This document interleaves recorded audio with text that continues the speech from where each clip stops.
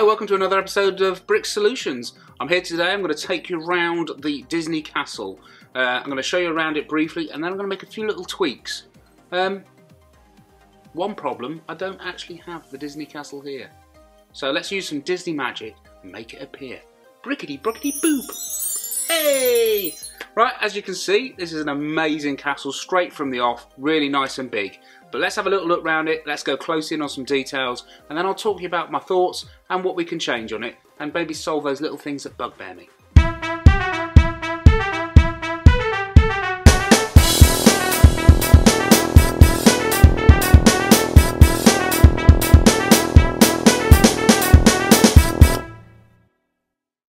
Right, so here we are. I'm going to take you a little tour around it first of all. It's not the purpose of reviewing this set today. I want to show you about the detail and just look at a few little tweaks we've made.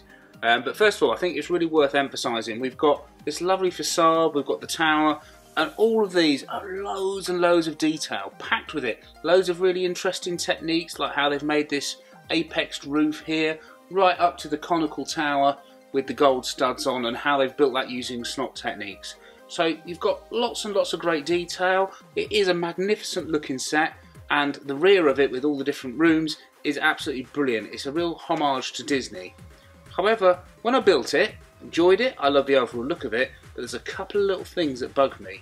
And the main one being is these wall elements here. It's a beautifully designed castle with so much intricate detail, but for me, my eye keeps getting carried to these big, bland panels. Now it's essentially 4 big wall panels with one sticker on it, where for me it doesn't add the texture that you get throughout the rest of the castle. And when you see the detail of the rooms as well, there's lots of elements of detail and texture, and the attention is amazing. So for me, I find this very frustrating, but I understand why it is the case, because if LEGO suddenly wanted to add an extra 30-40 bricks into each panel, suddenly your price count's going to go up and it suddenly becomes a very, very expensive set.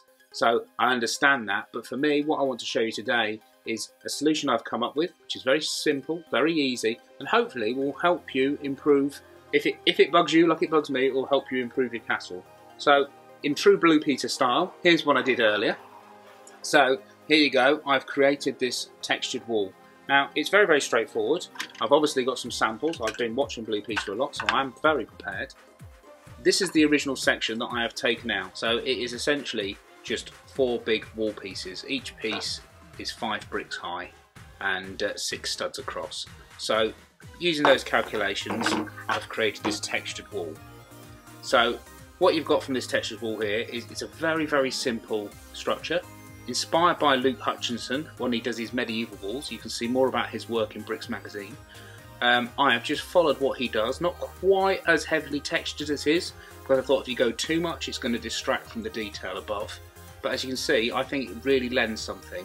Now if I just show you what this is made up of, it's made up of very few pieces. We've used tile plates, so we've just got tiles of varying colours. I've kept the whole colour palette to light grey and dark grey. So we've got some tiles there, 1x2s, 1x6, and then this wall is simply made up of simple bricks like this, of varying lengths, 1x3s, 1x4s, 1x6s, 1x8s. And also I've added some of these masonry bricks in that LEGO do in lights and dark greys. That adds a bit of extra texture. And then the key to the actual making it a bit more three-dimensional is these little snot bricks here. 1x1 stud, as you can see, it's got a stud on the front. If you're not familiar with what a snot brick is, you just click that on, and that then enables you to put tiles on the front. And you can cover them up, you can leave them exposed. Some exposed ones often create quite a nice little texture. And then what I've done here, I've added some foliage, so we've got some green, some colour in. It also gives you the ability that if your Disney castle on your shelf, when it gets to Halloween, you can take the foliage off, you can insert some of the LEGO cobwebs, a spider maybe, and you can start theming it up. Maybe we can put some white tiles on it for Christmas so it looks a bit snowy. Now this technique you can run through these 2 walls. There's some panels here which you can do it on, and it is very, very simple, just using existing LEGO bricks. It doesn't require a lot of bricks. You know, probably about sort of 40 bricks in that. You can add or take away as you so wish. Also what I've done in here is I've done little 3 round studs just to make it look like it's just degrading a little bit. For me, having looked at the real Disney castle, there is texture on the walls there, albeit fake. It's all a facade, but for me, I felt this set needed it, and I don't know what you think, but I think it improves the set. It's just that little finishing touch that probably LEGO were unable to do due to piece count, I think. So we've gone from that to that. I think you'll agree it's a massive improvement, very simple modification, and I'd be interested to see what you guys have to say about this. I'd also like to see if anyone else has done anything different to the Disney Castle.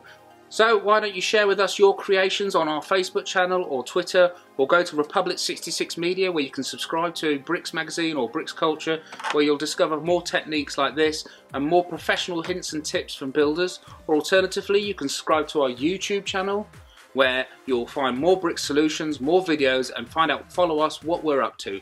I've been Mark Guest from Bricks. Thank you for joining me.